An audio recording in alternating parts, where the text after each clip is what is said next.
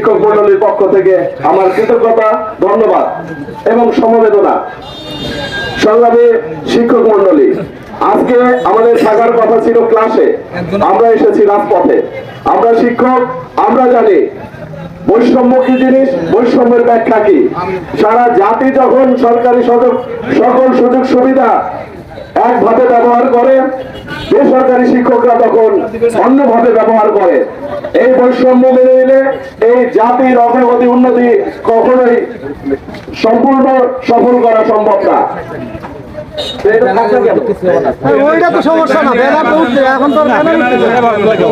আমি আমাদের দৈন্যতা, আমাদের দুর্বলতা নিয়ে আমি কথা বলবো না। আমি জনসম্মুখে শিক্ষকদের যে দুর্বলতা, দৈন্যতা এসব প্রকাশ করে শিক্ষক মহলের আমি অবমাননা করতে চাই না। তবে 500 টাকা বাড়ি ভাড়া দিয়ে এই রাজীপুরে কোন বাড়িওয়ালা বাড়ি ভাড়া দিবে আমি জানি না।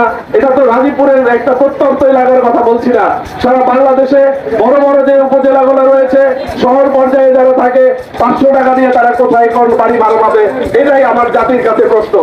আমি প্রশ্ন করতে চাই এই জাতির নীতি নির্ধারকদের কাছে, যখন শিক্ষক আপনাকে পড়িয়েছে, সেই প্রাইমারি থেকে ইউনিভার্সিটি পর্যন্ত পড়িয়ে আজকে আপনাকে একটা চাকরির উপযুক্ত করে গড়ে তুলেছে, সেই শিক্ষকদের গায়ে যখন আপনারা হাত তোলেন, আপনার বিবেককে একটু কেঁপে ওঠে না?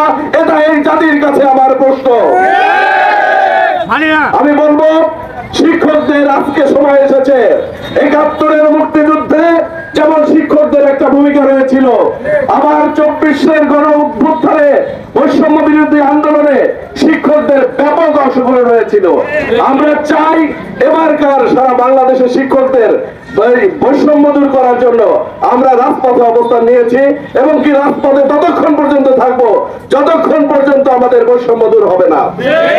গাজীপুরের শিক্ষক মন্ডলীদের জন্য আমার বিশেষ অনুরোধ, আমরা আজকে একত্রিত না। আমাদের আজকের সামাজিক নিরাপত্তা কমে গেছে।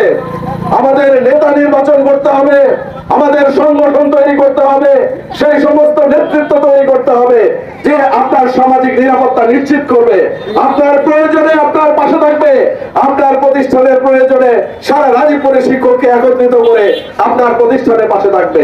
আজকে আমরা এখান থেকে একত্রিত হয়ে এই মিটিং এর পরে আবার আমরা একটা ঘরোয়া মিটিং করে সিদ্ধান্ত নিতে চাই। ওই জাতীয় প্রেস ক্লাবের সামনে জাতীয় পর্যায়ের যে আন্দোলন হচ্ছে, রাজীপুর থেকে কতজন শিক্ষক আমরা সেখানে অংশগ্রহণ করব এবং কি যাওয়ার বেলা অবশ্যই আমরা এই পণ করে যাব যে আন্দোলনের যে দাবি তা আদায় না হয়।